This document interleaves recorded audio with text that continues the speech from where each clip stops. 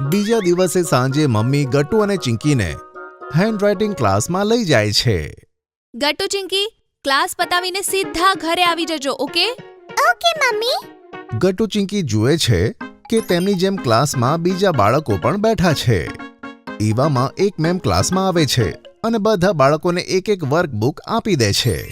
જુઓ બાળકો, આ વર્કબુકમાં તમારા માટે એક્સરસાઇઝીસ આપવામાં આવી છે અને સૌથી પહેલા હું તમને કર્સિવ લેટર્સ વિશે જણાવીશ અને તમારે તેની પ્રેક્ટિસ કરવાની થશે અહીંયા જ ક્લાસમાં. અને હા, પછી હું તમને ઘરમાં કરવા માટે હોમવર્ક પણ આપીશ. Okay ma'am. પછી બોર્ડ પર મેડમ બાળકોને લેટર્સ લખીને બતાવે છે અને પછી બધાને ઘણી બધી એક્સરસાઇઝ કરવા માટે આપે છે.